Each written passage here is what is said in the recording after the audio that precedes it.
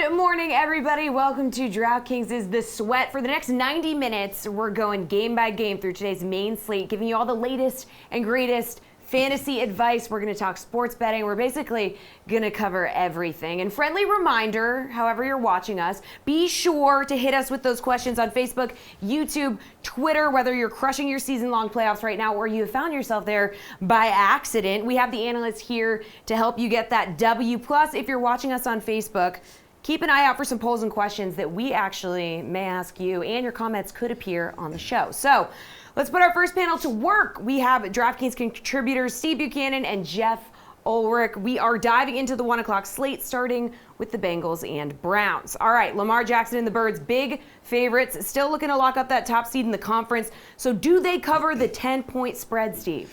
Yeah, so look, the Ravens are 8-6 against the spread so far this year, and they haven't lost a game since they lost to the Browns earlier this season. And just the amount of offense that they've been generating, averaging 33.7 points since that loss to the Browns. I mean, this team is just firing on all cylinders right now. This is going to be a difficult game for the Browns offense. I think Nick Chubb's in a good spot, but other than that, it's really hard to find part of the Browns offense that you like in this game. Baker Mayfield not in a great spot. Jarvis Landry, Odell Beckham. I'm really having a hard time seeing how the Browns keep this game close, so I think the Ravens do cover the spread. Jeff, are you going to agree and say the Ravens are going to cover that 10-point spread? I would tend to agree on going on the Baltimore side. I know it's kind of tempting here, division matchup, to take the 10 points. Cleveland's not that bad a team, especially to be giving 10 points to, too. But look, outside of games against Miami, Cincinnati, the Arizona, like really weak defenses, this team has had trouble putting up 20 points. We know the Baltimore offense, as Steve just said, can basically roll against anyone. I would lean towards Baltimore on this side for sure. Well, Jeff, the points total in this one is 49.5. I mean, we know the Ravens can get it done, but are you going to go over or under because of the Browns offense? Yeah, that's pretty much why I would lean towards the under. Look, I don't really love playing this total because I do feel like this is a spot where Baltimore probably remembers a little bit from the beating they took earlier in the year. It's one of the only spots where a team kind of almost dominated them. I could see the Baltimore offense just putting up 35, 40 points out of spite here, which worries me a little bit. But I really do feel like the Browns are going to have trouble cracking 20 points, and that has me leaning towards the under. I just don't like betting the over with Cleveland in almost any spot, outside of last week against Arizona, which is a completely different team in defense. So I'm taking the under here. Steve, any chance you're going over? This is a tough total to go over, kind of like what Jeff's saying. I don't want to echo everything he was saying there, but the Browns are allowing an average of 26 points over the last 3 weeks, and then how I mentioned how many points the Ravens are just posting here. But yeah, I just don't feel confident that the Browns have enough to push this game to the over. Like, I have no issues with the Ravens going over 30 points in this game, but if you're asking me for the Browns to get 20 plus, I don't feel all that confident about it. Like I said, Nick Chubb's in a great spot, but then we're talking about slowing down the game bit here if they keep handing off the ball to him. So it's a bad total to take the under on with the Baltimore involved, but just don't feel confident they're going to hit the over. Well, for DFS, Lamar Jackson is priced at $8K for the first time this season. Steve, is that just too high, too much to pay for him, or is he in a smash spot? I mean, look, we're looking for 3x value with their salary on a week-to-week basis, and Lamar Jackson hasn't performed to at least 3x value only twice this season. It happened in Week 5 and in Week 14. So I know this is the highest he's been. He's up $500 from where he was last week, but just the ceiling just feels unlimited with him on a week-to-week basis. What he can do on the ground alone is enough to pay off for someone like Jackson. He doesn't always get it done through the air, but he makes up for it in different facets of the game. I have no problem paying up for him, especially in tournaments when I think a lot of people are going to be looking to pay down this week. So I'm still on Jackson. It's hard to figure out, kind of like Christian McCaffrey, it's hard to figure out where a salary lands where you really have to think about not using him on a week-to-week basis. Jeff, I mean, he had 37 fantasy points in Week 15. What do you think? 8K too high for him? Yeah, again, I mean, this might be a spot where you think, maybe you can lay off Lamar Jackson. It's a division game. Salary's up to 8K now. I mean, he did bust against Pittsburgh. It's one of his only bust games of the year. Only put up 14 points. But at the same time, I mean, like I said, Baltimore is playing basically to take next week off here. Lamar Jackson and the Ravens have a pretty big revenge narrative here in mind against Cleveland, a team who really just does not have much to play for. They got some internal strife. So I could really see the Ravens offense rolling here. I could see Lamar pushing up for 30 points again. I think his ownership will still be up there this week. I think people finally caught on. You just play Lamar Jackson no matter what. But at the same time, he's not going to be so chalky that you should need to like pivot off him just for that reason. I think he's a fine play this week, even at 8K. Saints are 2.5-point favorites over the Titans, but the Titans are at home. Any chance they could pull off the upset here, Jeff? I like the Saints before the Derrick Henry news came out. The Saints, especially on the road, they've been very good against their spread. They're 8-3 against the spread as away favorites over the last 3 seasons. And like I said, this is before Derrick Henry being out came into the mix, and before Houston won last night and essentially ended the Tennessee season. I just don't like the spot for Tennessee anymore. Again, New Orleans is a team kind of like Baltimore. They win here. They really set themselves up nicely for Week 17. I just think New Orleans is the better team in so many spots. I know Ryan Tannehill has been playing better. I know Tennessee has been on this like little mini roll, but I feel like the air kind of got let out of their tires last week. I'm not looking for an upset here. I think the Saints are going to roll here quite easily.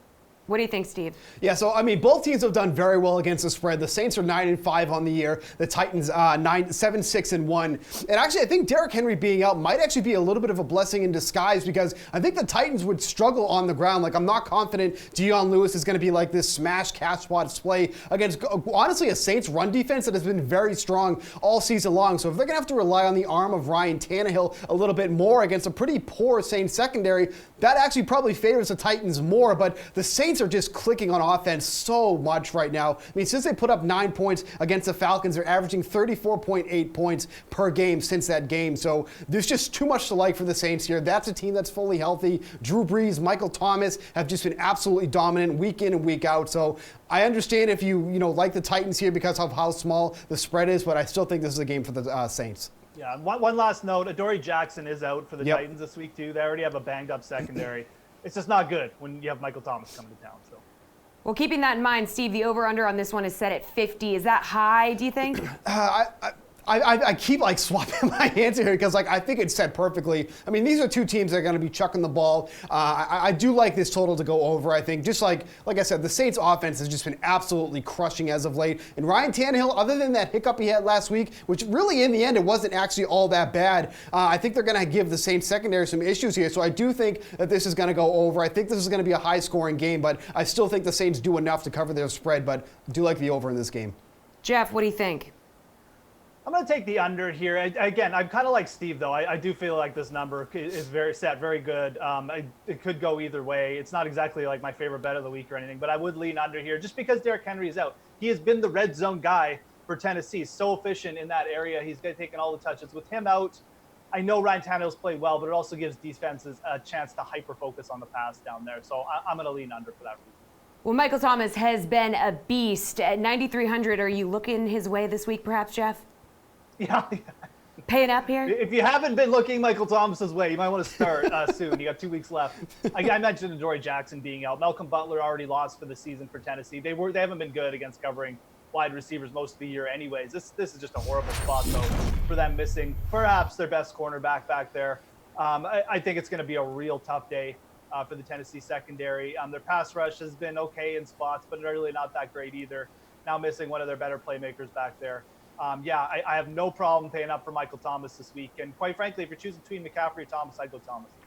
Steve, 9,300, you want to pay up for Michael Thomas? I mean, this is somebody who's 11 receptions away from breaking the single season record. He's just been absolutely going off each and every week. Like, he hit his over yardage prop last week in the first half. Like, it's just been absolutely ridiculous. And I think that was set at 107.5. Like, I think it's unfortunate that if you were looking to get low ownership on him because of how expensive he is, some of the running backs that have gone down opened up some value. So I think Thomas is actually going to be more popular than maybe people are expecting. But again, high total in this game. Thomas should be very much involved here. I mean, he's almost unfadable at this point. Like, he's a cash game lock. He's still viable in tournaments. I just can't see how you fade this guy with the way that him and Drew Brees are clicking right now. So yeah, I don't care if he's 9,300 or 10,300. You just got to get him in your lineup.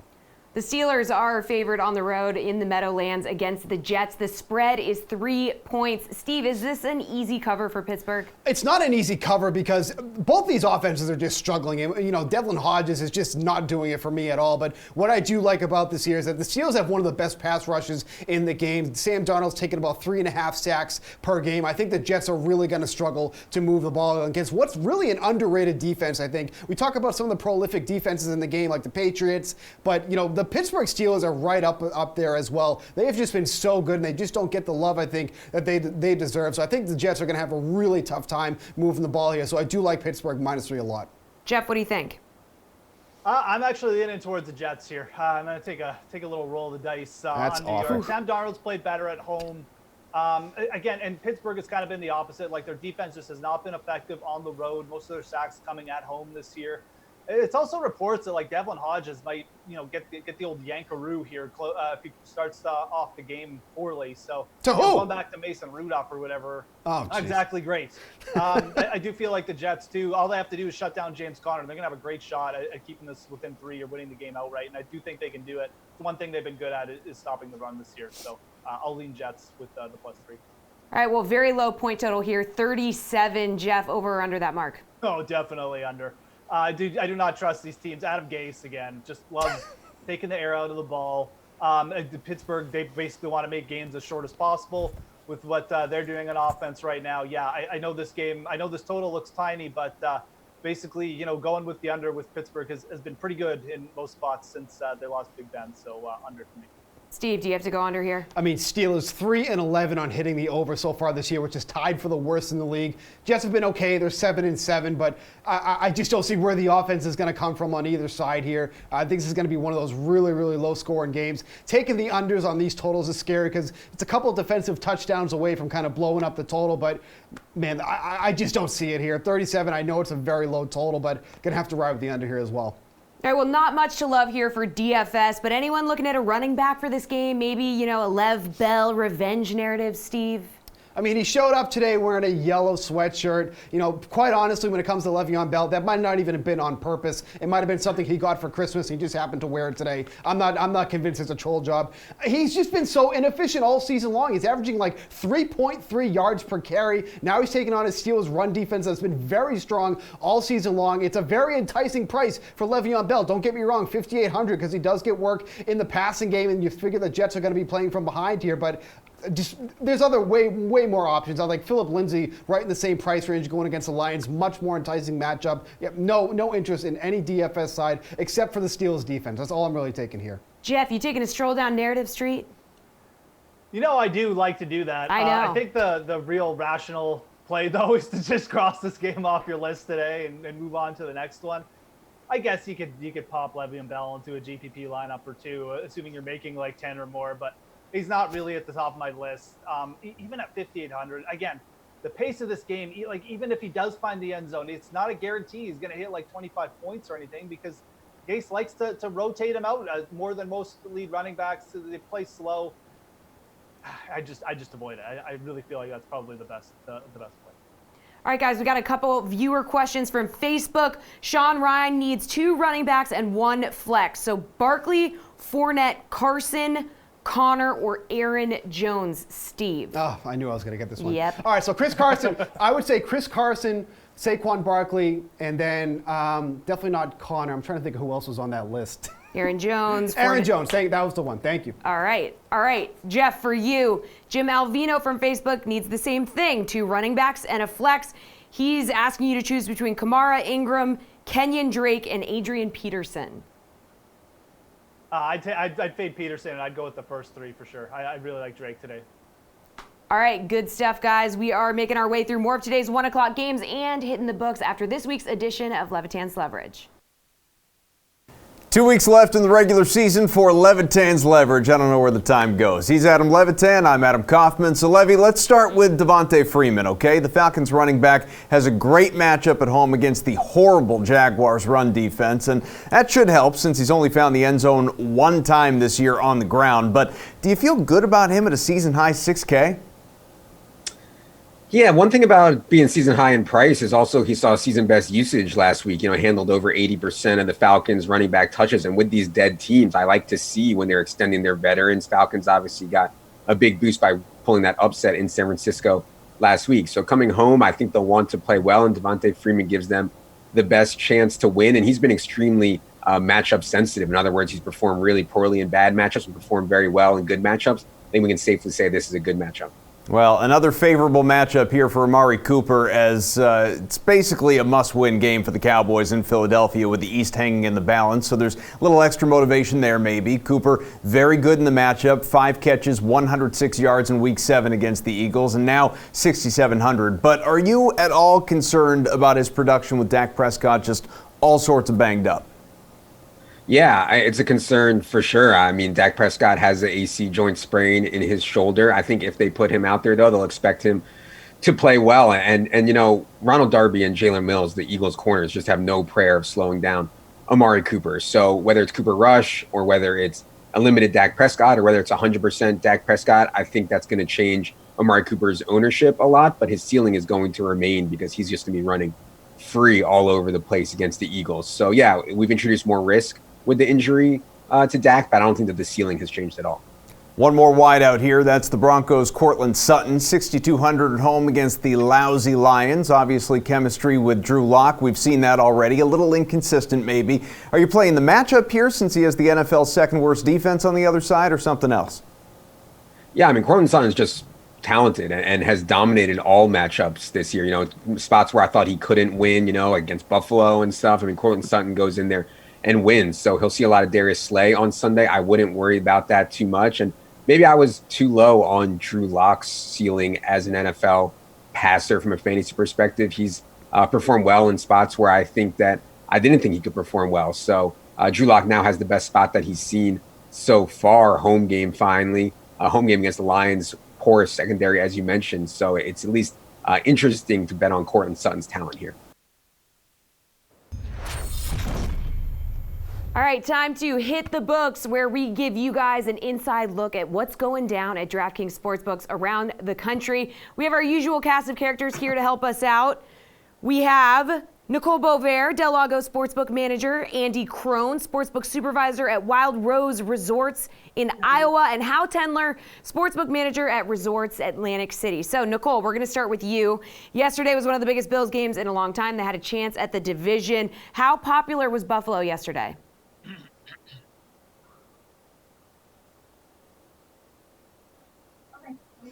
All right, Nicole seems to be frozen. So we're going to move on to you, Hal, and AC. So which team are you seeing the most action on? Is there a lot of interest on the Jets with the narrative, Lev Bell facing Pittsburgh? No, around here, everybody's Eagle fans, buzzes about the Eagles, but all the sharps are betting on Dallas.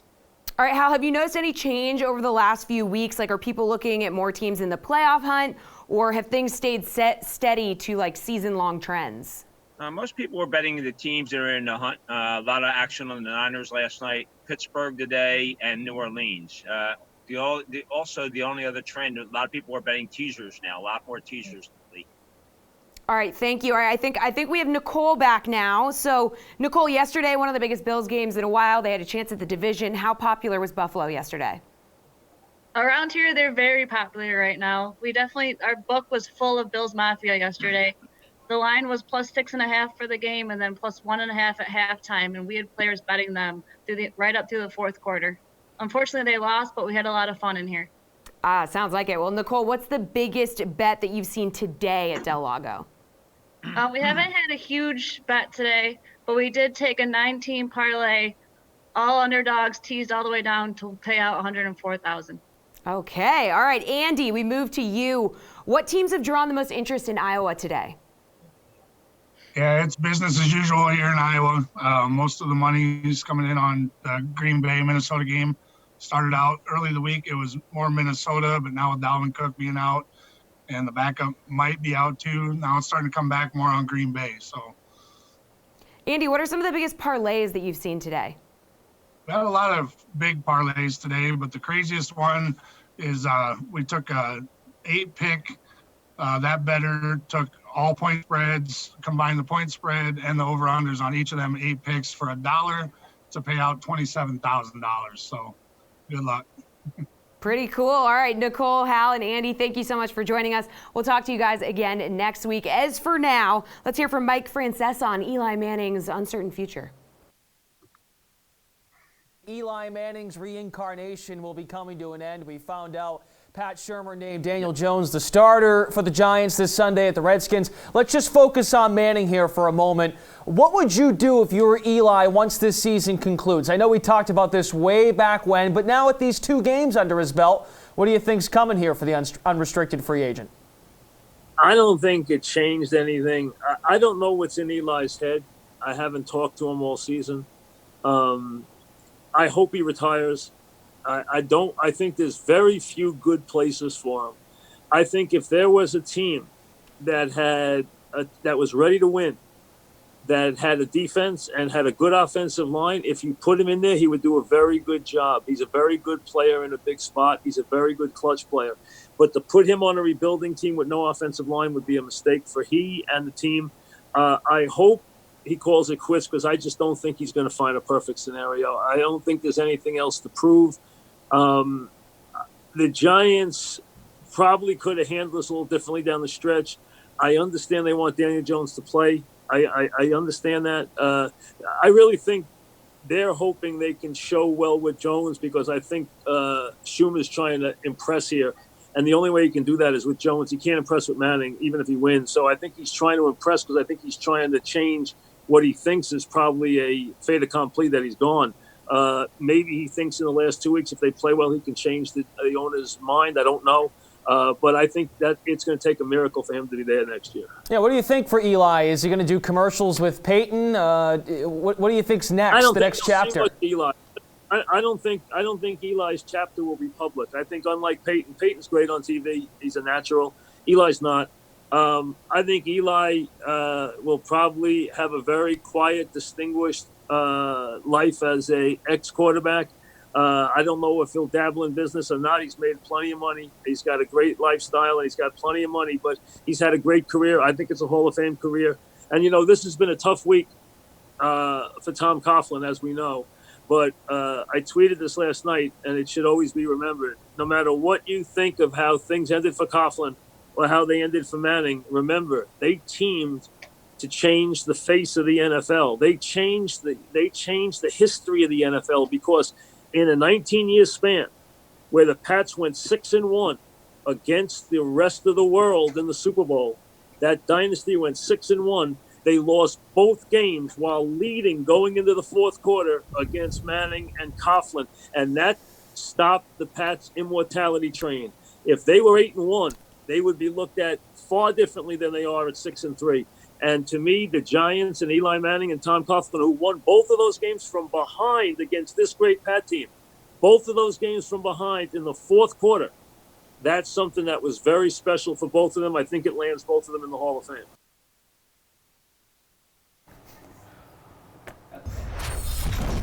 We have more 1 o'clock games to discuss, and this time we have DraftKings contributors Reed Fowler, Julian Edlow, and Garion Thorne here to help. All right, guys, Jaguars head into Atlanta as 7-point underdogs. The Falcons just upset the 49ers, so can they cover this spread, Reed? I do like the Falcons to cover. Jacksonville, bad defense. They potentially give up on plays. We've seen it before. Atlanta's on this hot streak, winners of 4 of last 6. I do like Atlanta. Give me them with the points. Jules, do you like Atlanta?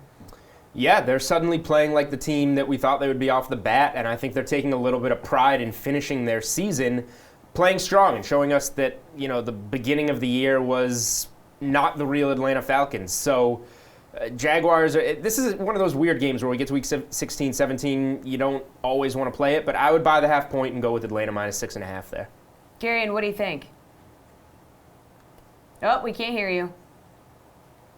Hit that volume. There we go. There we go. This is just too big a number to trust Atlanta. Look, they have played better as of late. If you go by weighted DVOA, this is the 18th best team in football against the second worst team in football. Obviously, Jacksonville appearing to have given up means something, but 7 points for the Falcons. Let's not begin to pretend that the Falcons are a team that we can say have been consistent by any stretch of the imagination so far this year. They are 1-4 ATS their past 5 games as a favorite. They are 1-4 ATS their past 5 games against a team with a losing record.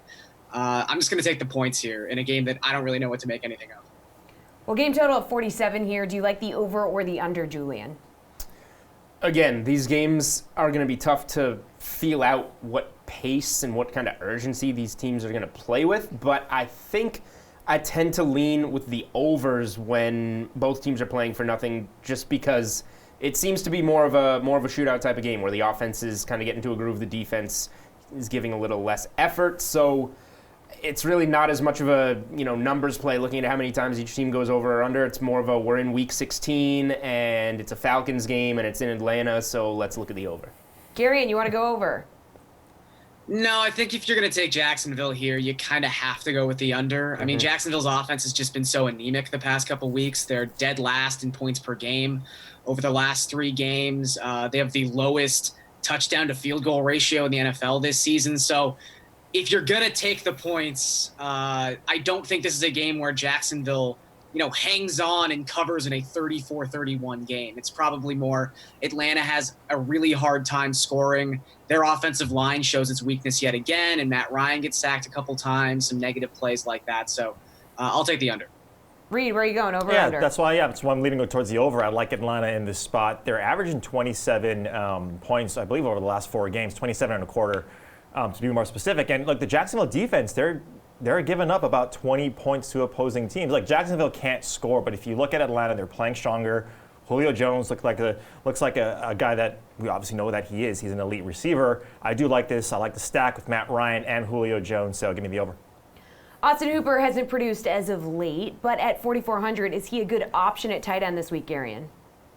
I think so. I mean, this is the cheapest we've seen him in a long time. It's not like he hasn't been involved in the offense. The 2 weeks he's come back, he's had 6 targets in each of those games. Jacksonville's giving up 8.6 yards per target to the position this season. It's the 4th highest rate in the NFL. And I just think San Francisco is one of the better defenses against tight ends so far this season. So his numbers last week shouldn't really be taken too seriously as it pertains to week 16. So, yeah, this is a nice buying window. Reed, what do you think? Yeah, same here. I mean, you look at these tight ends. He was one of the top 3 or 4 that you would start every week in season long. He was priced up, way higher than this. Then he got injured in the past couple of games. Maybe he was just getting back, recovering from that injury. But Harrison, on the other side, in that secondary for Jacksonville, he's given up a 71% catch rate. This is a huge spot for Hooper. I love him. He's one of my cornerstones in cash play at 4,400. He's cheap. He's viable. They're in the dome. I really like him this week. Jules, you interested in Hooper at 4,400?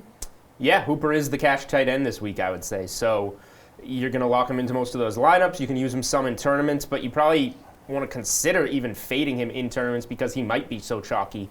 I think it's a good spot for Hooper to bounce back, have a pretty consistent role in the offense, and if he reaches the end zone, he'll definitely exceed his value, I would say.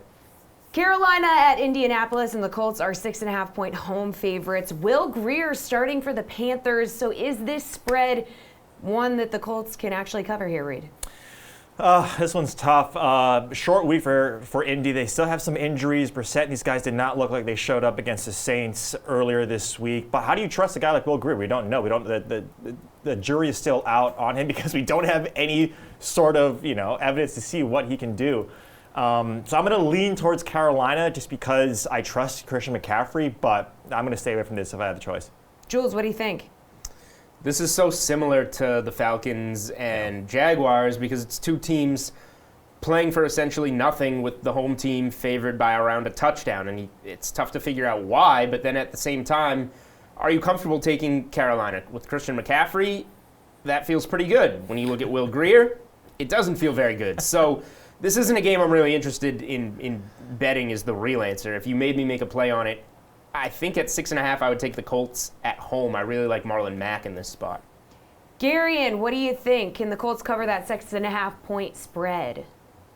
I don't have the most confidence in the world. Like Julian said, this is a really similar game, just from an archetype standpoint, as the game we just talked about. And I think in a similar sense, you've got a team in Carolina that's only covered once in their past 6 games. And you've got a team in the Colts who have covered twice in their past 8 games. So there's no one really begging for you to trust them There's no team here that's really been overly consistent, at least in a positive sense. So I do think this is a contest where both teams are going to lean incredibly heavily on their running backs and their running games. That's probably going to keep it more low scoring than high scoring. And in that scenario, I'll just take the team that's getting 6.5 points.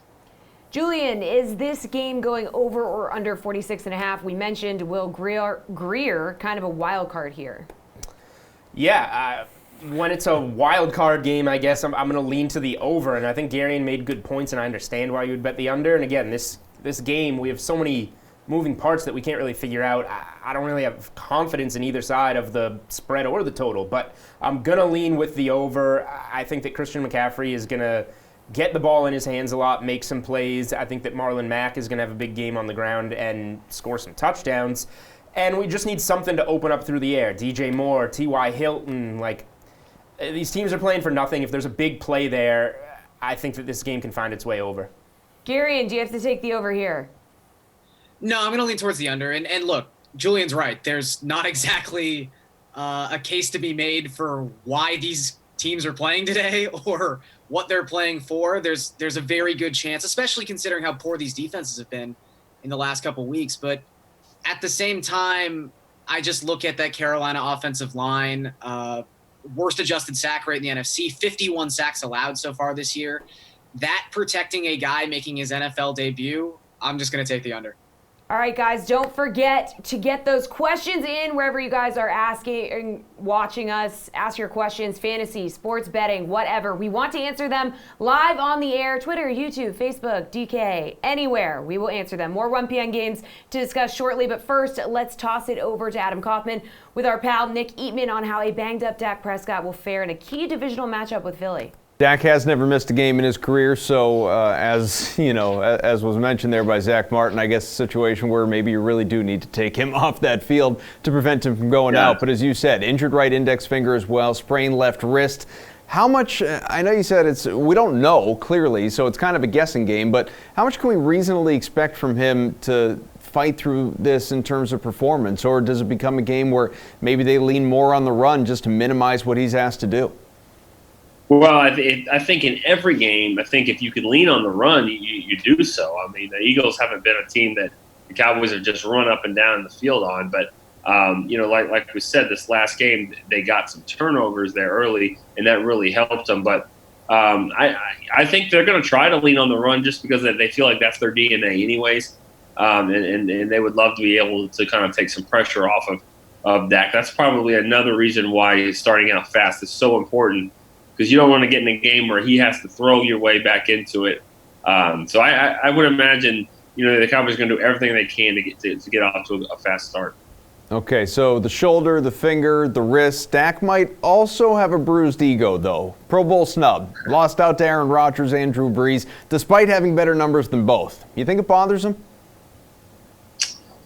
Probably. It probably bothers him a little bit. I mean, he's. And I say that just because he admits, getting drafted in the 4th round bothered him, and it still kind of carries that and it fuels him and all that. Not to the point where he's going to be too upset about it, but but play better. I mean that's really what it comes down to. I mean, the heart and soul of the voting was the last month, and the Cowboys they lost 3 games in a row on national TV. And they didn't play well against the Bills. They didn't play well against the Bears. They didn't score a touchdown against the Patriots.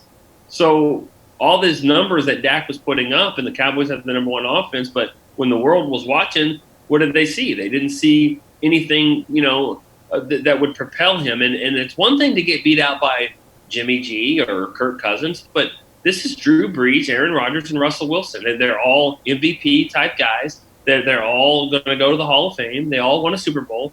So you can't bring a 7-7 record even with some good numbers and go, I should jump in. I mean, it's a popularity contest. The Cowboys have 3 offensive linemen that probably didn't have their best years, but they're in because they've been in. And it's like a heavyweight champ. You got to knock them on. You can't knock them out to get them off the belt. You can't just go in there and win some decision. It can't be close. So I just don't think this was the year with those 3 quarterbacks playing as well as they had their teams. They're winning 10, 11 games. I don't see where Dak really has much of a case this year. Amari Cooper, close, but Lyle Collins, I think there were some people that were disappointed there, but he probably got beat out by his own teammates. So, I think when you're 7-7, getting 4 guys is probably more than you should get.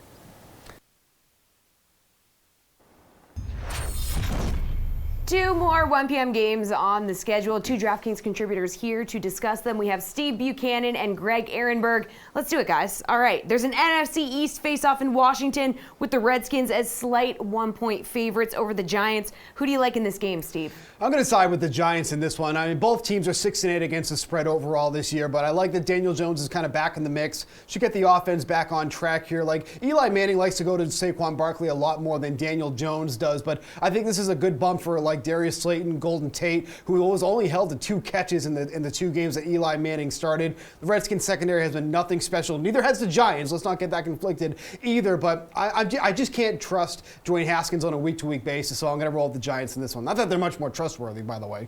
Yeah, who you trusting in this one, Greg? Well, I'm not really trusting anybody. This is such an ugly game. It's hard to really know like what to expect here, but I will say this as somebody who's been a Giants fan for my whole life.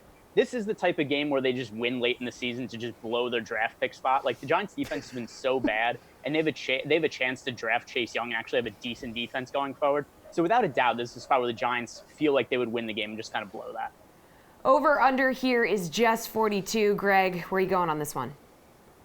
Yeah, so also the offenses are pretty bad in the spot. The defenses are bad, but still the total's so low that I'm going to side with the over. Both Daniel Jones and Haskins are so turnover prone that I think there's a good chance that we see defensive touchdown this game. There's probably going to be times where there's short fields for the offenses. So I do think that in a weird way, the bad quarterback play and turnover proneness of them could actually lead to more points. Steve, you want the over? Yeah, I do like the over on this one as well. Like I said, Daniel Jones back in the mix. I like there. The Giants allowing an average of 24.7 points over the last 3 games. The Washington Redskins 26. So these are definitely 2 teams that you can score on. You can most certainly throw against the Giants. You can run against the Redskins. You can throw against the Redskins. I think there's going to be a decent amount of points in this game.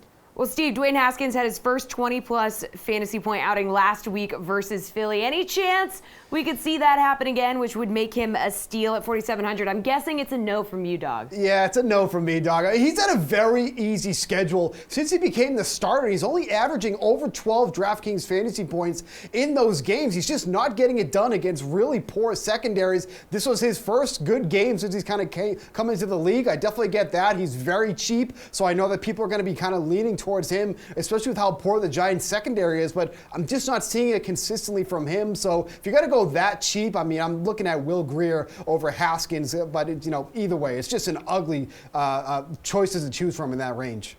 Greg, what do you think? Yeah, I'm going to avoid him too. Maybe earlier in the week he would have been a little bit more viable for me just because the matchup is so easy and he's so cheap. But we have so many good value running backs available to us now that I just don't think we need to go this cheap at quarterback. There's other better value plays on the slate. And Haskins, like Steve said, he's been fairly terrible the entire season, especially from a fantasy standpoint. All right, well, not the prettiest game on the slate here. The Bengals is 1.5-point road favorites against the Dolphins. Greg, who wins this game of the AFC bottom dwellers? Another thriller game. Steve and I really got the good ones. Yeah, we got the good ones. So one thing that kind of just got thrown in the mix out of nowhere is Joe Mixon now he's going to play, except it seems like he's dealing with some kind of stomach bug. So it's hard to know how that's going to have an impact on the game, but he's played a pretty substantial role in the Bengals offense, particularly over the last few weeks. So I think I'm going to slightly side with the Dolphins in here. The Bengals have been the slightly worse team over the course of the season, a little bit better with Andy Dalton at quarterback, but still I like what some of the things that the Dolphins have done on offense with Ryan Fitzpatrick at quarterback, finding Devontae Parker a lot. So Parker, I think, is probably the highest upside play in this game, and I like the Dolphins offense as the best overall unit in this game.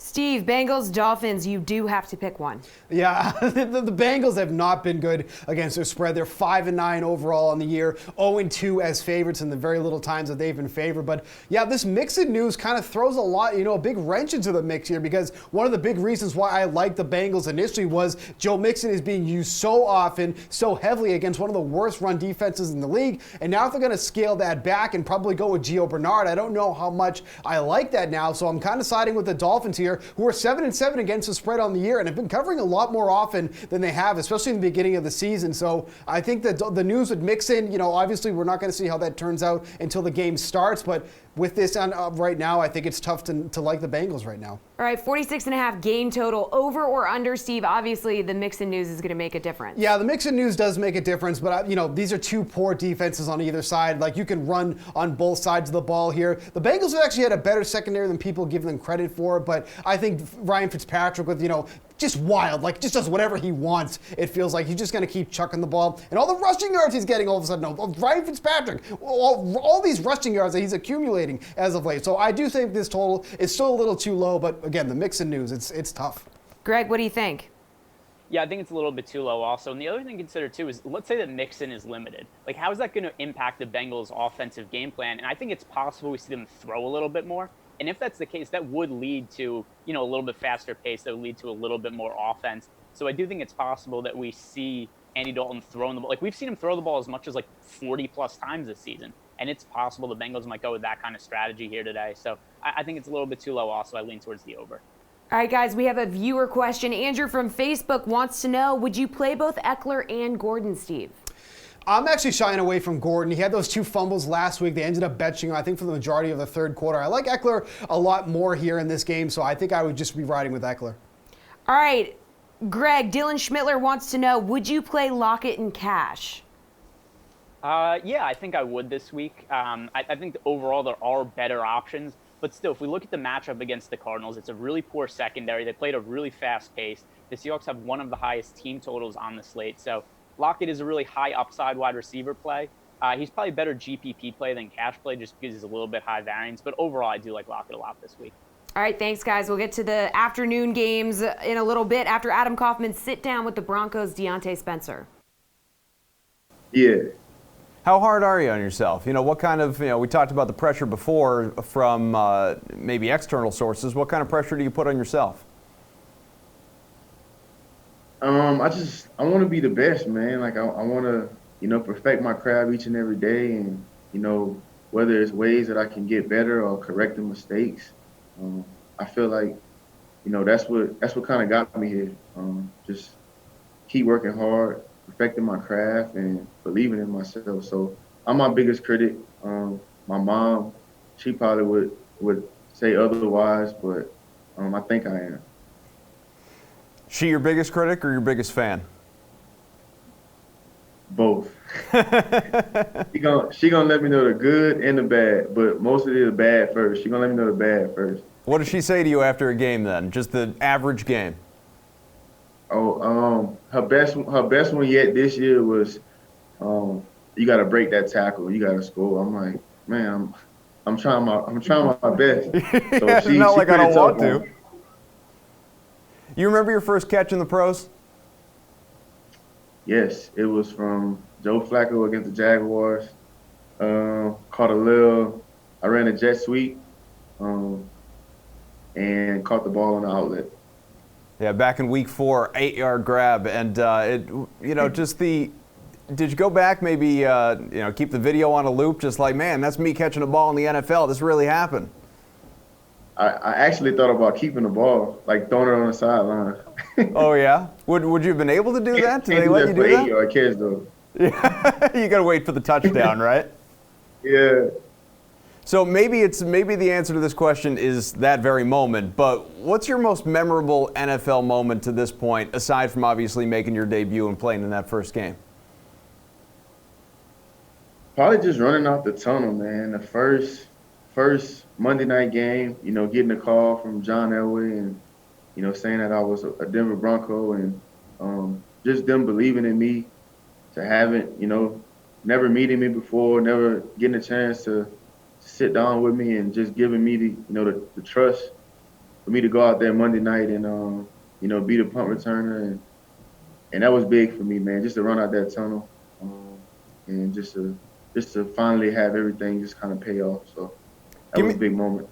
Give me that story when your phone rings and it's John Elway on the other end. Did you pick it up? 'Cause I'm sure you didn't have his number stored, so random number pops up. Do you pick it up and you say, like, sure it is? Yeah, okay, John. I'll talk to you later. Yeah, well, it was crazy because everything going through my head, just trying to see where I was gonna land, and just to get that call, man, it was crazy. And then he just told me who he was and was excited, that I was becoming a Denver Bronco. And when I got off the phone, I was still kind of like what's going on, kind of trying to wrap my head around everything. But it finally sinked in. I got on the plane, and I just thought it kind of brought me back to everything that I've been through just to get to this moment. And I'm just grateful, blessed, and just excited for this opportunity. The sweat rolls on here in the DraftKings studios, but we are not sweating the 4 p.m. games because DraftKings contributors Jeff Ulrich and Garion Thorne are here to answer all of our questions. A Canadian duo. All right, let's start with the Lions at the Broncos. Denver favored by 7. Jeff, Drew Lock has been solid. Can he lead them to a cover here? Yeah, I definitely like the Broncos. I know they're setting up as a bit of a public, chalk or favorite or whatever, but man, I mean, Detroit has been terrible against the spread since the first 5 games. They started the season 4-1 against the spread, been terrible ever since then. The Broncos have been solid. They're 4-2 against the spread at home, and they've been really good at covering big numbers too over the last little bit.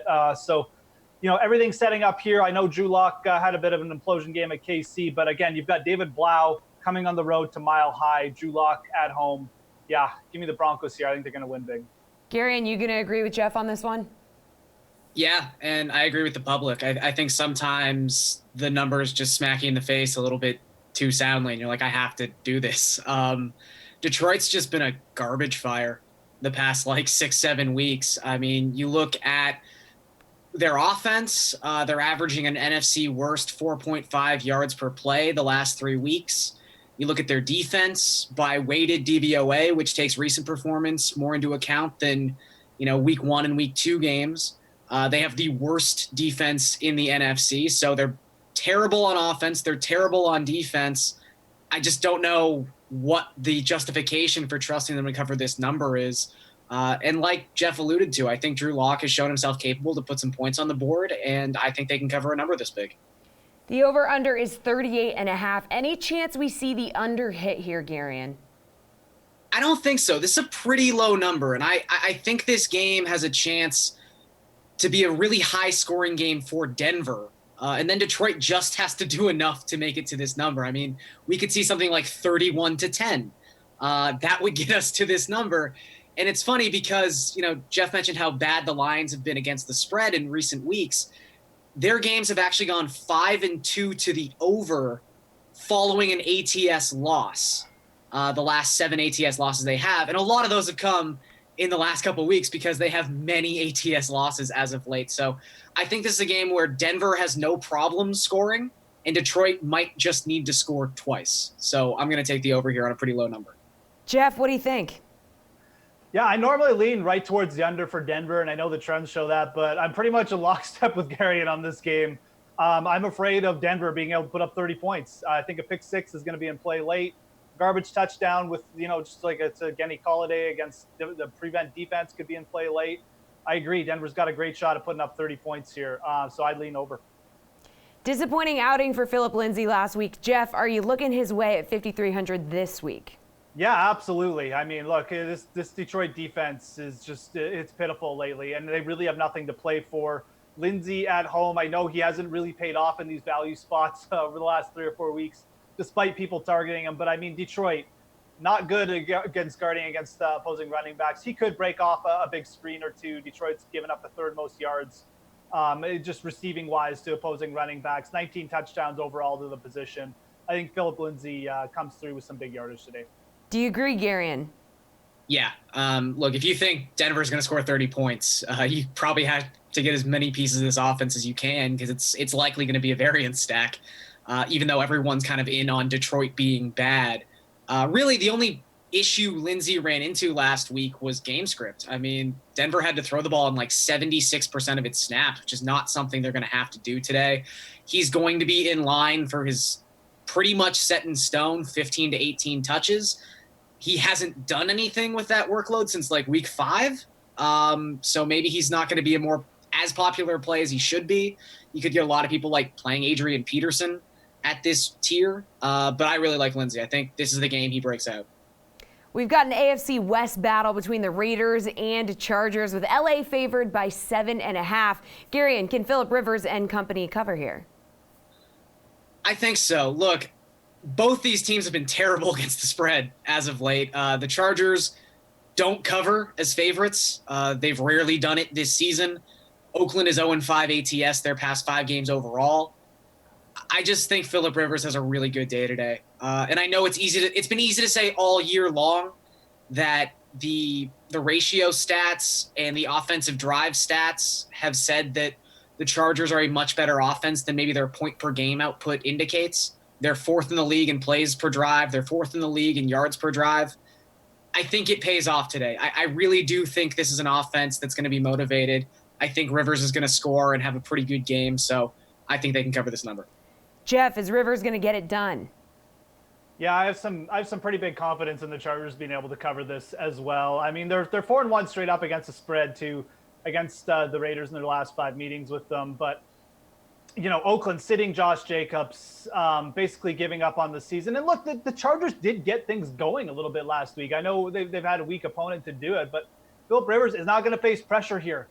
He's going up against the secondary that just cedes points to the wide receivers, and he's got 2 great targets. He's finally gotten Mike Williams going, who maybe he was dealing with some injury issues. I think the Chargers win big here. It's a very similar spot to Denver. I know neither of these teams have been, well, Denver's been pretty trustworthy, but I know the Chargers haven't been trustworthy all year. But Garion's right. They are better than they've shown, in my opinion. And I think it's really going to come out today against just a horrible opponent in Oakland. The game total is set for 45.5. Do you like the over or the under, Jeff? I'm a little bit more hesitant to go to the over in this one, just because I do not trust Oakland to do anything in this game. I think you could just see like a give-up spot here for Derek Carr. Possibly, I really have issues giving Oakland more than 10 points in this game. And, you know, the Chargers and Anthony Lynn, they could just run out the clock with Melvin Gordon. So I kind of like the under here. Garion, do you feel like you have to go under? I'm with Jeff. I mean, I'd rather just bet the Chargers here. Maybe I'll lean to the over, just in the sense that Phillip Rivers has been doing his best Jameis Winston impression for most of this season. You know, he's just as apt to lead an 80-yard drive as he is to throw a pick 6. So he really does do a good job of keeping both offenses in the game. So I'll lean to the slight over, but again, I think your best bet here is to just bet the Chargers with the spread. Tight end Darren Waller's salary is up to $6,100, which is the highest it's been since the last game between these two teams 6 weeks ago. He only scored 7 points that week. Can he do more this week, Garion? So here's the only scenario where I'm playing Darren Waller this week. I'm going to have a lot of Phillip Rivers. I'm going to have a lot of Chargers stacks. If you want to bring it back with something, your options are basically DeAndre Washington at 4,000 at running back, or you could use Waller, who is, you know, going to get his volume. The Chargers have been pretty good against tight ends so far this season. They shut Waller down the last time these two teams played on Thursday night. I think it was like week 12. But at the same time, this is a guy who's averaging the 2nd most fantasy points per route run of any tight end in the AFC. So he can get his even in a negative script. So I think Waller exposure is fine, but it kind of has to be as part of a game stack. You don't want to play this guy on an island. Jeff, what's your approach with Waller? Yeah, same thing. If you can play him, you know, in a GPP, if you want to go nuts and target the Chargers receivers or running backs, whatever, to have a big day, and then Waller to come back and just see maybe like 13 targets or something, it's fully within the realm of possibility. But at 6,100, you don't need to trust him in a cash game lineup or anything like that. His price is up. The Chargers have only allowed 10.92 fantasy points per game to opposing tight ends. They've got very good linebackers. They're very good at covering this position. It's one thing they've done consistently under Anthony Lynn, not allow a ton of points to the tight end position. So it's by no means a perfect spot for Waller. I really do feel like I said, this could just be a spot where the Raiders just do not, you know, just move on to their new stadium in Vegas and don't do much. It's a very boomer bust spot. But look, he's still a very athletic tight end. He's probably going to get lots of targets if the Raiders get in that situation. So there is a chance he sees like a ceiling game. Pivotal showdown in the NFC East. Cowboys at Eagles. Dallas is a 2.5-point favorite. The boys crushed Philly early in the season. Are they going to win here too, Jeff? Yeah, I think I'm okay with trusting Dallas here. I don't love it, obviously. You know what you've seen from them during the season. I understand why people don't want to get on the bandwagon here, but they're just a more talented team. Like I've said that about them probably 5 or 6 times already this year, and they've let me down every time. But I'm going to say it again. And the matchup for Amari Cooper, Michael Gallup, Dak Prescott, like this is it's too good to pass up. I mean, the rate at the Philadelphia secondary allows touchdowns and big plays to opposing wide receivers. You just can't overlook that. I know Dallas's defense has had their issues too, like stopping things like against the tight end, but I just feel like the Eagles have gotten so lucky to even get wins the last 2 weeks against far weaker opponents. I think Dallas comes in here and at the very least they're going to grind out the win. Garion, are they going to be dem boys today? I mean, I don't know about that. I think they're going to win. Or Philly might lose more than Dallas wins. I mean, that's kind of where we are at this point. Dallas really is like the NFC's version of the Chargers. They're just a super talented team. Their offense has been fantastic all season long, but they just don't seem to have the wins and loss results that would match that level of production. But I think the one thing to kind of key in on, because I remember really liking Dallas in this game a couple weeks back when the game was in Dallas. And that's a pretty popular perception to have of the Cowboys, that they move the ball at will at home and then don't do a whole lot on the road. Amari Cooper splits are a big example of that usually. But they go from leading the league in yards per play at home at 6.9 yards per play to still averaging 6.1 yards on the road. That's still the 4th best rate in all of football. I just think their offense is the one unit in this game I can definitively trust. And that's what I keep coming back to. I just think they're going to be able to score points, and I have my doubts about the Eagles. All right, speaking of scoring points, over-under here is 46. So which way are you leaning on that one, Garion? I'm going to go with the under here. I think you could see 2 teams playing a little tight, obviously, essentially playing a playoff game in Week 16. Like I said, I don't have a lot of faith in this Eagles offense. I'm just not sure how they're going to be able to muster consistent points. And then if you do want to nitpick with the Cowboys offense, the Eagles have played much better defense. Their secondary has been much better on a yards per attempt basis when they play their games in Philadelphia as opposed to the road. It's almost a 2 yards per attempt differential home road split this season. So I think Dallas is going to win this one, but I do think it stays under the number. Jeff, do you think it stays under 46? I just don't know how you take the over with Philly's offense right now, with having no real big play threats. They kind of have to grind out drives with Miles Sanders and these screen passes and like short passes to Zach Ertz. It's just not, there's just nothing there that really says, oh, like we're going to see like this back and forth big plays here that's going to get us over 47. I think the only way it really gets over is if Dallas just dominates this game and they force Philly to play at an insanely fast pace in the second half. That could happen, but I'm much more comfortable in the under here. I kind of like that play for sure.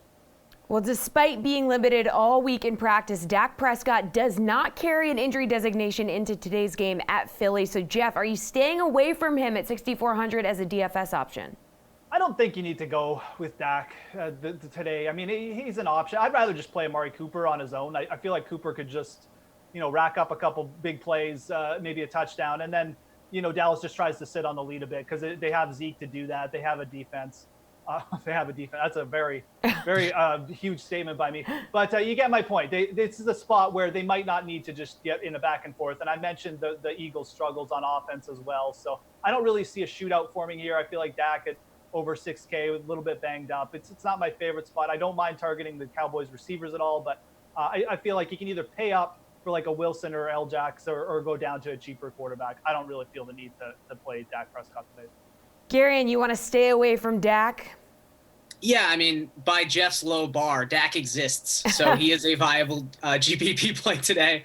But this is not really the price range I'm looking to attack for quarterback. I think like Jeff said, you either pay up or, I kind of showed my hand earlier. I've got a lot of Phillip Rivers today. If you want to attack this tier, Matt Ryan at 6,200 playing at home is probably just a more trustworthy option. I'm not saying he's going to play poorly, but I just don't think this is a ceiling Dak spot. NFC West matchup between Kyler Murray and the Cardinals and Russell Wilson, Seattle Seahawks. Seattle a hefty 9-point favorite. Is this an easy cover at home, Garion? I don't think so. The Cardinals have been sneaky good at covering all season long, and I even went through the old schedules because I wanted to make sure this wasn't just something I was imagining, but the Seahawks tend to blow a game in December every single year to an opponent where you're like, really? You lost to them. Like last year it was the 49ers with Nick Mullins at quarterback.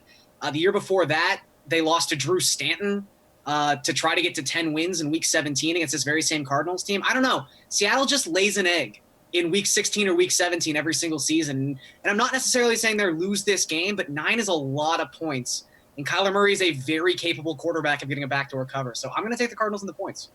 All right, Jeff, we'll get your answer in a minute here. But first, we have to say goodbye to our friends at News 12 in Long Island, Westchester, New Jersey, and Connecticut.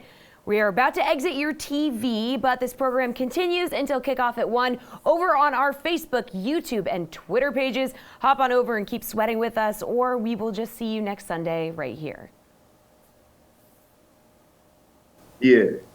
How hard are you on yourself? What kind of, we talked about the pressure before from maybe external sources. What kind of pressure do you put on yourself?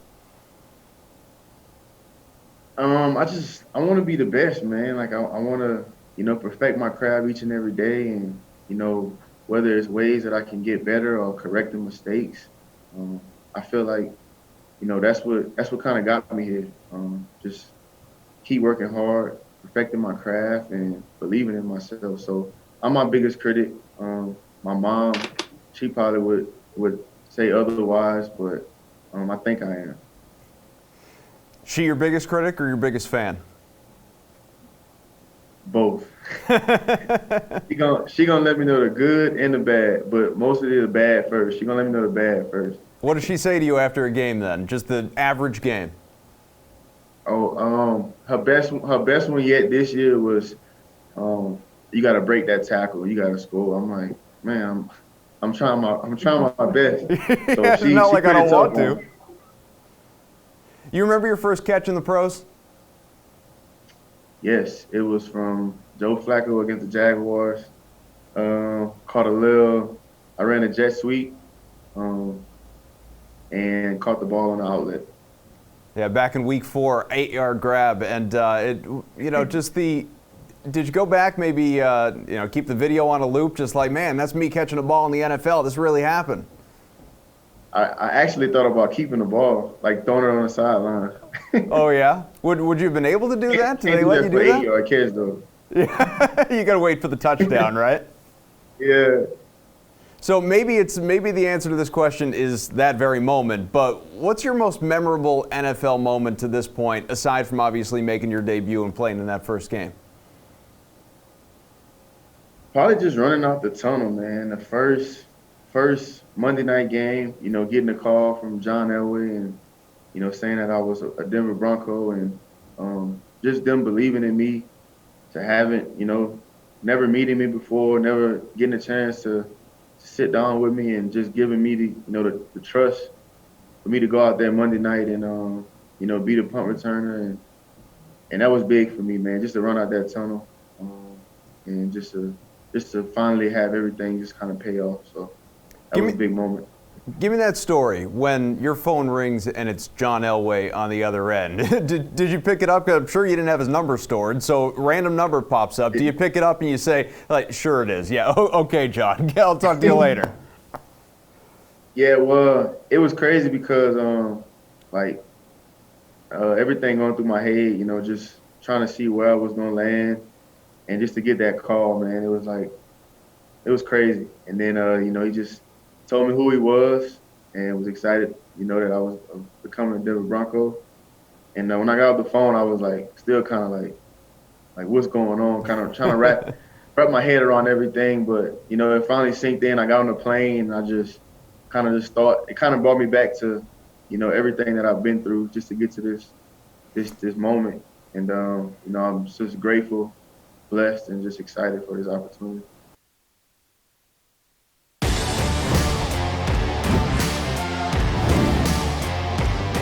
The West champion Chiefs will try to extend their winning streak to 5 in Chicago against a Bears team that's really just kind of playing out the string, I guess. This is the Sunday Night Showdown series presented by KFC. Adam Kaufman, Reed Fowler. That in and of itself is a pun. I'm not going to go there. Reed, I'm sure there are plenty of excellent options for your Colonel's pick, your captain spot. What do you got? Yeah, it's going to be David Montgomery, the running back with Chicago. Look, he hasn't really been that good this season. Clearly, he's a rookie. He needs to get into the swing of things. Sure.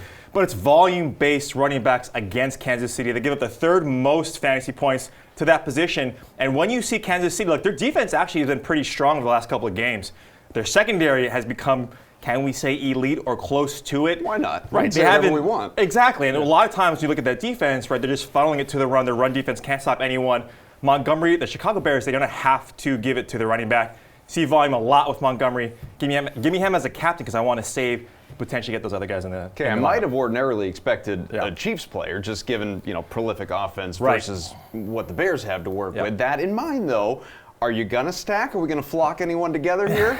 Yeah. Look, you want to get those high ceiling guys, right? That's the Chiefs. It's the Patrick Mahomes. We saw what he was able to do in the snow, and Tyreek Hill, and he's going to be the guy that I want to feature here in this stack. I want to save that captain and go to those guys because Hill, if you look at the Chicago defense in that secondary, strong to give the 8th fewest points to receivers, but when speedy guys hit, it's going to be tough for those secondary players or players in that secondary to keep up with him. They just gave up 2 players back-to-back games over 100 yards in Gallup and Devontae Adams. Look for Hill to actually do pretty well in this game. All right, so no stack, no flock, but hey, we're still together. That's going to do it for the latest edition of the Sunday Night Series. KFC's beloved chicken and waffles are back, and now they got a kick. Enjoy Nashville hot chicken and waffles if you're feeling spicy, or maybe stick to classic chicken and waffles if you're feeling, well, not spicy, I suppose. Order online or get them delivered at kfc.com.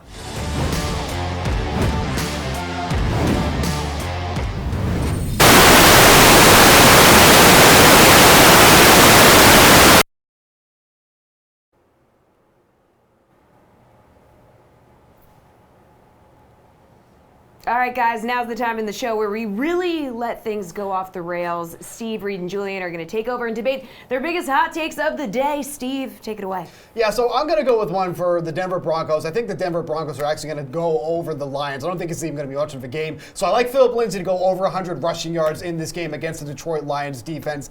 Phillip Lindsay has been a massive, massive disappointment, I think, for weeks now. Ever since he was named the starter over Royce Freeman, seems like Lindsay's been getting absolutely nothing on the ground. He's only averaging 66 yards per game. So for him to go over 100 feels like a bit of a stretch, but the Detroit Lions run defense has not been good at all. I think this is actually one of those games where Lindsay can finally take that step, show why he was named the starter, and go over 100 yards. So that's where I'm at for this week. Julian? I don't hate it. It's a somewhat hot take, going over 100 yards. I think his rushing prop is in the high 50s, low 50s. Yeah. Okay, so roughly double what we're expecting from him. I think it's a good Phillip Lindsay week, and I think Gary and Jeff were talking about Lindsay. Maybe it was Greg. I don't know. People were talking about Lindsay earlier and saying that they liked him. I agree with them. I think we've got Joe Mixon news. We've got some really chalky running backs this week outside of Mixon now too, where I think Lindsay kind of slides in off the radar from a DFS perspective. So yeah, play him in some GPPs, maybe bet his rushing total over. Yeah. Not bad, Bucks. Not bad, Bucks. Look, hey, Royce Freeman is a guy who is playing in those passing down roles, which sounds kind of weird, right? Phillip Lindsay is a guy who's the receiving running back, but this team should not be down by at any stretch of this game to the Detroit Lions. So yeah, Bucks, not bad at all. Very nice. Oh, tis the season. We're all friendly together. Well, you guys are definitely I'm sure we got some crap takes. Please treat us to a holiday gift. This is for the Monday night game. Just kidding. No, this is for the Sunday slate, the main one. Philadelphia Eagles, Dallas Cowboys. Miles Sanders, Bukes, you and I did this the first week, and Miles Sanders was one of my hot takes. He is now back in Week 16. He will outscore Ezekiel Elliott and be an RB1 this week. Look, Dallas, since Leighton Van Der Esch went out, they haven't been a good run defense. They're 18th in rush DVOA. The Cowboys give the 6th most receptions to pass catching running backs. Look, Ajayi's not He's a non-factor. Howard is still out. Boston Scott has showed up, and so he's a GPP dart throw. But if you look at Miles Sanders, he's getting the workload. And in this game, you're going to need someone like Miles Sanders to get a lot of that production on the backfield. And Ezekiel Elliott, he's not going to be a bad guy either. I still think he finishes an RB1. If you look at the Philadelphia Eagles, they're strong against the run. But Ezekiel Elliott, over his last 3 games against the Eagles, he's averaged over or around 25 touches. And in those games, they have an average win margin of 13 points. So both running backs are in play, but give me Miles Sanders over Ezekiel Elliott. Yeah, I don't mind that, honestly, because honestly, when you look at the Eagles, in terms of fantasy points allowed to opposing running backs, I think they're 5th in the league. Like, they've actually been very strong in that facet, but it gets constantly overlooked because of how putrid that secondary is. Like Jalen Mills, whatever, all those other bums that they run out there each and every week. They just can't get it done through the air. So on the ground is actually where they've been very strong. Miles Sanders is very interesting, too, this week, too, as well, because I think people aren't really looking at him, but he's kind of, taking over both roles. He's getting the passing down work. He's taking the carries. He had one of his best games of the season last week. So I do like actually Miles Sanders here as probably a low-owned target because you don't really want to go up against the Cowboys' run defense, but they've been around league average. Yeah. Nothing special. They're not shutting guys down, but no one's really running train over them either. So I do actually like Miles Sanders here. Going over Zeke that's a kind of a tough one there because his floor is just massive each and every week. But this is definitely one of the tougher matchups he'll endure. All right, so I'm going to take Reed's words and use them against him and twist him into a pretzel. Didn't you say you like the Cowboys in this game, though? I do like the Cowboys. So the Cowboys are going to win, and Miles Sanders is going to outscore Zeke. It's feasible. Teams that are... It's an interesting game script to get there. It doesn't matter. Look, both of these teams, do we have faith in these defenses currently? Do you like the Cowboys defense as a whole? Do you like the Eagles? I don't like anything about the Cowboys or Eagles. Right, and so for me, I like Sanders. Who else is going to produce for Philadelphia? I don't know. It's your hot take. Exactly. So you just said no one. So who's what I do have is that your hot take is that it'll outperform Zeke, and Zeke had 30 DraftKings points in Dallas in this matchup earlier in the year. And if the Cowboys want to win the division and get to the playoffs, they're going to do it by feeding Zeke. They're going to give the ball to their best player. Dak, throwing shoulder. Something's wrong with it. They're trying to make it less of a deal than it is. I think that leads to Zeke touching the ball more. Miles Sanders is fine. I don't see him outscoring Ezekiel Elliott at all. All right, let's go. Sticking with the same game. We're projecting the future here. Yes. My hot take, the Eagles are going to defeat the Dallas Cowboys at home today. The Eagles are going to win in Week 17 and clinch the NFC East. And then the Eagles are going to win the playoff game that they host in Philadelphia on Wild Card Weekend. That's going to be the 49ers, the Seahawks, someone good. They're going to come in. They're going to overlook that team, much like the Seahawks did in the Beastquake year when they were 7-9 and won that playoff game at home against the Saints. The Eagles are about to go on they're already on a win streak. They're about to win 3 more games in a row. Wait, so let me get this straight. 3-game parlay. Eagles today, next Sunday, and next weekend. Bukes, do you realize when Julian thinks that his hot take is probably not going to hit, his volume of voice gets louder and louder and louder? It's going to hit. Well, and the funny thing is, I'm pretty sure there was a time where he was giving you crap for giving him a take that was on Monday. Now we got this dope I gave you something to bet on today, the Eagles. I gave you something to bet on next week, the Eagles, and something to bet on the following week. Yes. Okay, so I thank you for something that's not going to happen to begin with. So those bets aren't even going to be eligible. But you gave Reed all this crap for talking about a Monday game, which is the next day, and now you're giving this dopey 3-week, my hot take, we'll actually find out if it hits in 3 weeks from now. That's just... But we'll find out if it loses today, because if the Eagles lose today, then it takes over. Which it will, but So it gives you something this week. I mean, I don't like Reed that much, but I will defend him here in saying, you can't give him crap for what you just said and then go on and give a 3-week, But I'm not picking something. I'm not telling you that the Patriots are going to win their divisional round game in 3 weeks. I'm telling you something that starts today. I'll tell you what, the regular season's almost over. That means these segments are probably almost over. You are out of the segment, at least for next week. We don't want you here. My takes are too hot. You here. I'll take Tom Rizzi in this segment next week, if that's possible. His takes are too hot. We're going to throw it back to Jessie because this segment just bombed thanks to you. Reed didn't even get to respond. Back to you. Well, he doesn't have to respond. That was certainly something. It was definitely something. After all those hot takes, how about some fades? We have Greg Ehrenberg and Jeff Ulrich here to do just that. All right, guys. Who is your fade from the 1 p.m. slate? Jeff, we start with you. Just to Julian's point there, Nick Foles has not been traded to the Eagles, so they basically have no chance of winning any of their games in the next 3 weeks. So that's a loser right there, like Steve pointed out. I'm going to fade Nick Chubb here in the early games. I know there might be some tendency to target the Ravens because of what Nick Chubb did against them earlier in the year, but this has been a better rush defense. They still have their issues here and there, but again, Baltimore's coming in as 10-point favorites here. They've got every reason in the world to just blow out the Browns so they can just rest their starters next week. Chubb, not exactly a huge PPR guy with Kareem Hunt in the mix. I could see Hunt getting more lion's share of the snaps just because of the role that he might be in. I don't really trust the Browns offense anyways at this point in the year, especially against a decent defense, like I said, that has been improving against the rush all year. So definitely fade me some Nick Chubb today. Greg, who are you trying to fade from the 1 p.m. slate? Yeah, I also like that when Jeff made fun of Julian, Steve laughed so hard that his laugh was picked up off mic. So that was that was also very good from my standpoint. I'm fading Juju Smith-Schuster here. I don't understand why he's priced all the way at 6,600 still. He's only scored over 10 DK points once since week 6. It's not a very tough matchup, but the other thing we have to consider too is that a report came out this morning that he's dealing with a knee issue. He's expected to play still. He wasn't even on the injury report, but still, it seems like there's a chance that his snaps are going to be limited. And then even when he's been on the field, he hasn't really played particularly well this year. So for me, Juju's a pretty easy fade, and there's a ton of other high-priced options that I much prefer this week. All right, Greg, who are you fading from the 4 p.m. slate? Everybody on the Detroit Lions. So David Blau was very good for the first pass that he threw in the NFL. He threw a 75-yard touchdown pass to Kenny Galladay, and he's done basically nothing ever since then. 10 DK points each of the last 2 weeks. The Lions this week have the lowest implied team total of the slate, 16 points. It's one of the lowest we've seen all season.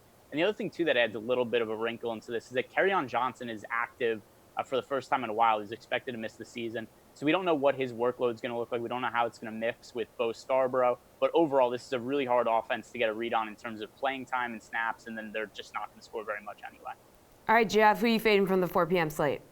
I'm going to go a little bolder with my PM fade. I'm going to go with fading Keenan Allen here. And it's not a matchup thing. Obviously, the matchup is terrific, but there's a couple of factors in play. One, I don't see the Raiders putting up any fight today. And if you believe in that narrative, it's probably going to be a good thing for Melvin Gordon and Austin Eckler. And 2, Mike Williams has come alive. He's got 3 red zone touches or 3 red zone targets over the last 3 games. Keenan Allen has 1. They're almost even in targets over the last 3 games as well. So it's not like Keenan Allen is out there getting 15 targets every game, kind of like he was in the first 3. I think Mike Williams has hit a healthy point where he's been much more effective just connecting with Phillip Rivers. I could see that keeping on today against the weak secondary. So Keenan Allen just might not get the volume to pay off, and he's probably going to be a little chalky too. So I think he's a good fade. All right, guys, we're making it rain next. But first, here's the latest edition of Odds Are with Johnny Avello.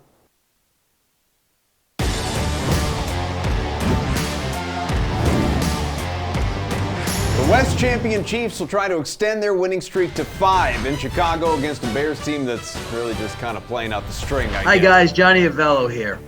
We put odds out on our entire network for teams to meet in the Super Bowl.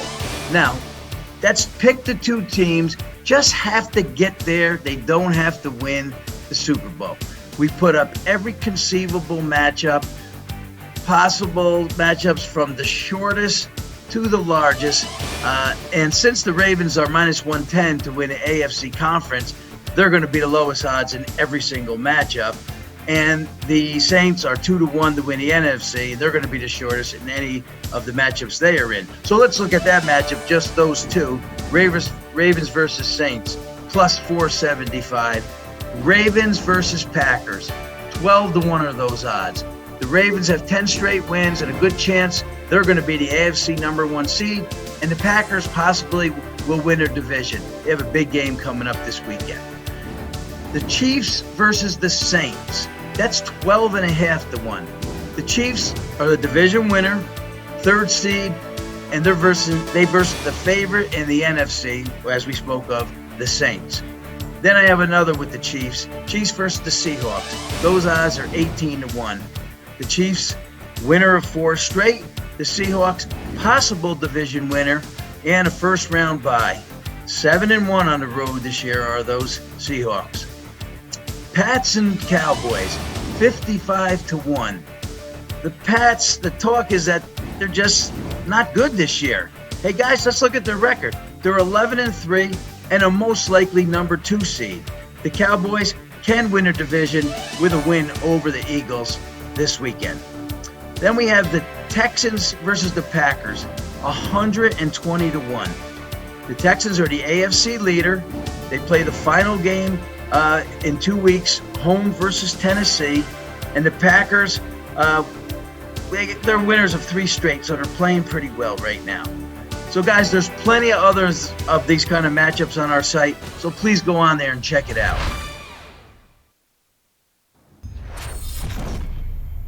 The time has come. Final block of the show. We're making it rain with Steve Buchanan, Reed Fowler, Jeff Ulrich, Julian Edlow, and Greg Ehrenberg. And if you're watching this and have no idea what I'm talking about, this is where these guys give us their DFS play that is absolutely going to make it rain cash for them today. So Julian, we start with you. Who is going to make it rain? All right, so I put Joe Mixon in this spot before the show when we were doing this, and guess what? I'm sticking with it, and I'm even more confident in it now. If it gets people off Mixon, that he has a little tummy ache in Miami, then great. Now I get better, lower ownership on Joe Mixon. I generally tend to wake up with a stomach ache when I'm in Miami, so Joe Mixon probably just a few too many drinks last night. He's going to be fine. He's out there warming up.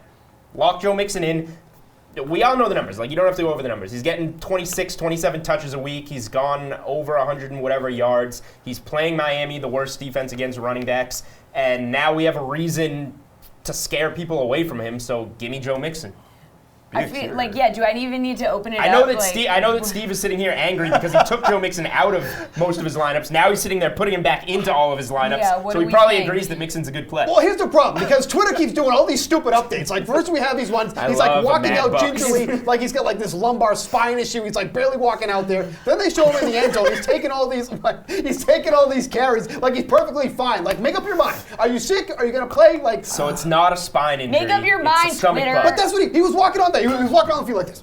And now all of a sudden he's like, stomach, but that's what it looks like. Like, he's got this bad back injury. So did I mess up the shot? I'm back sorry. injury. But that's what it looked like. But he's got a stomach ache, apparently. No, here's the issue. I think we need to get a Reddit study done on Joe Mixon, kind of like the James Harden one, because I think there's a lot of merit here. He's playing in Miami. He's looking a little slow here. I think he was out a little bit too late last night partying. He looks terrible on the field warming up, by the way. He's moving in slow motion getting the ball. He looks pretty clearly sick to me. I did like Mixon coming into today. I don't want anything to do with him anymore. And we know that Julian said that, or insinuated that he had too many drinks, and so that's your take. Because he was partying. That's my take. Yeah, okay. Well, this is the other thing, too. All of a sudden, everybody on Twitter's a doctor. So, oh, yeah, he looks sick to me. Like you know. It's not a doctor. When a report comes out that a guy's sick and then you see him moving clearly labored, it doesn't take a doctor to go, that guy's sick. Like, if you see somebody throwing up or clearly sick, you go, oh, that's... Have you seen that? Have you seen that? Did you see him throwing up? Did you see him throwing up? Well, I guess my only question is, have you watched Joe Mixon warm up any other times?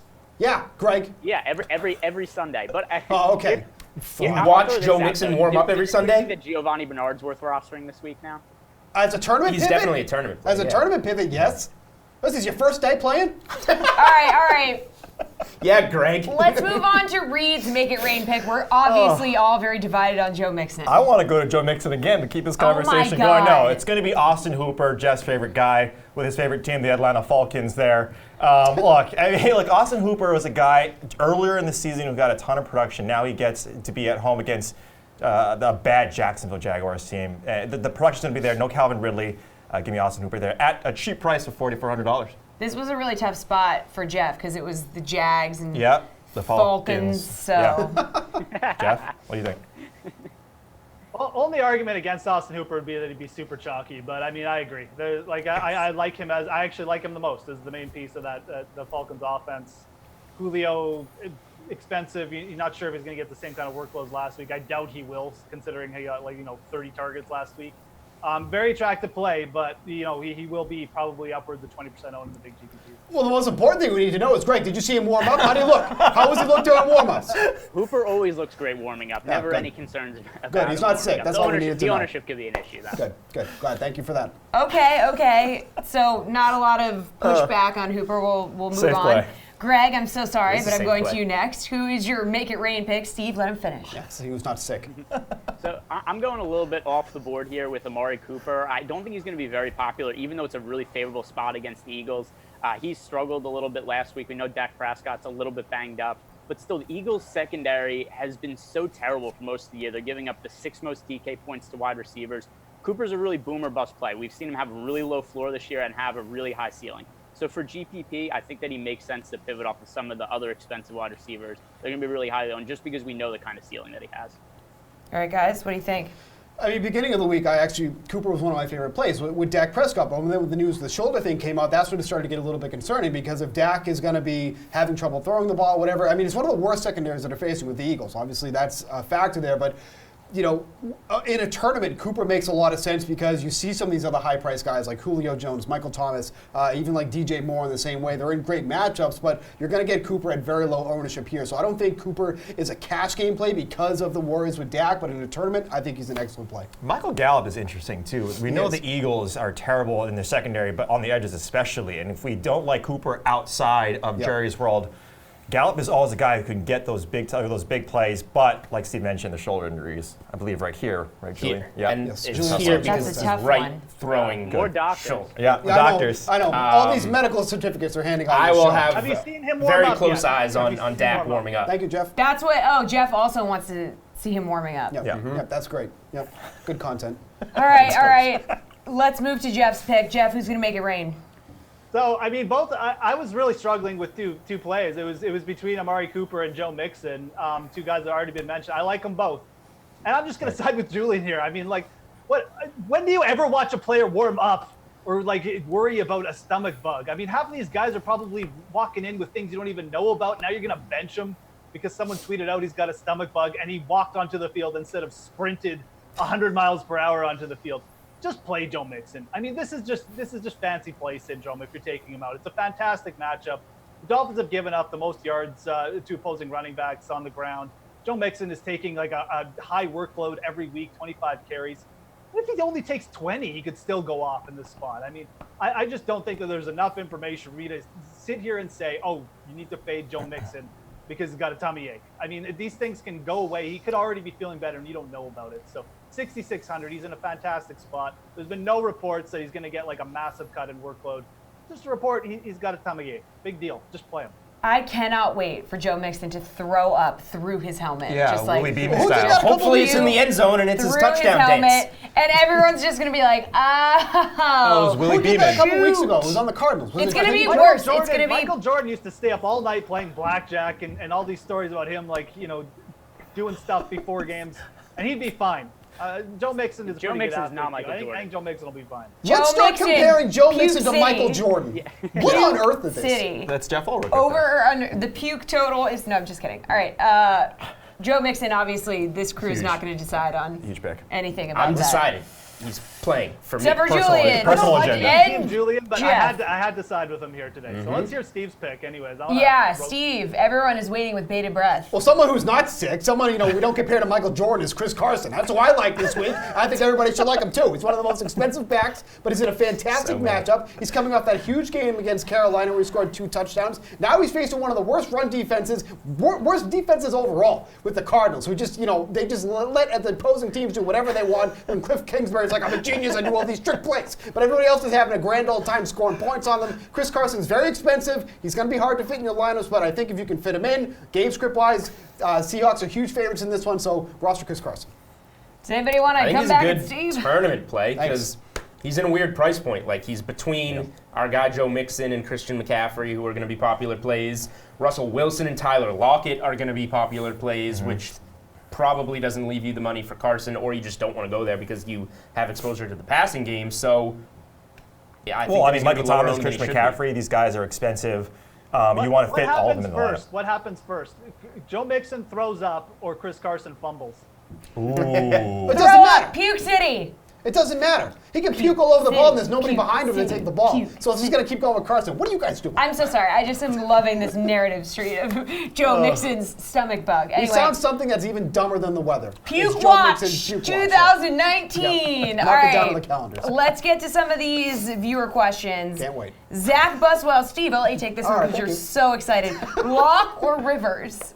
Lock, I like Drew Lock a lot. I know that the Chargers are heavily favored in this one here, but I think Drew Lock against the Lions is a spot that people are going to ignore, and that's one of the worst secondaries in the league, so that's definitely something you want to take advantage of. Jeff, are you going to agree with Steve on that? No, I'd go to Rivers. That's the awful. matchup against the Oakland secondary is just too good to ignore. Look, Luck and Sutton definitely have some upside too, but I like Rivers a little bit more. Greg, what do you think? Yeah, I'm going to side with Rivers also. The other thing is that there's so many more options that I feel we could pair Rivers with also. Like, I think Hunter Henry is a decent target. Keenan Allen's fine. Mike Williams, who Jeff pointed out earlier, is good. So there's a lot of guys that we could stack Rivers with and really make it for a high upside game. One of the issues I really have with Locke is that game just going to be a blowout? Because I think that's a pretty good chance, and then they just kind of run the ball out in the second half. Yeah. All right, guys. Andrea Hatcher wants to know who are the top 3 wide receivers for this week. Reed. Yeah, Julie and I were talking about this. There's a lot of wide receivers. I'll I'll just send you my lineup. Yeah, if I just did a screenshot of the top 3. No, like, Michael Can't do Thomas. that. Like Michael Thomas should be in the same conversation as we were talking about Christian McCaffrey as a guy who's absolutely torching this league. If you look at him, and even some plays like DJ Moore, if you go even further down, I mean, there are a lot of good plays. Look at game stacks, really. If you want, like, there's no way that we're going to tell you the top 3 wide receivers are because there's a ton playing. But look at those game stacks. I think in that Atlanta game in Jacksonville, you have some guys there like Chris Conley who can be a nice GPP play in terms of that game potentially going over. But Michael Thomas, I just want to reiterate, like how, like the talent that he's playing with and the production that he has year over year. This guy needs to be considered as someone that we hold in such regard, like Christian McCaffrey this season. Hey, Greg, we got another one here. Andrew wants to know someone under 3,200. That's the only information I have. Do it. Someone under 3,200. Yeah, I don't know.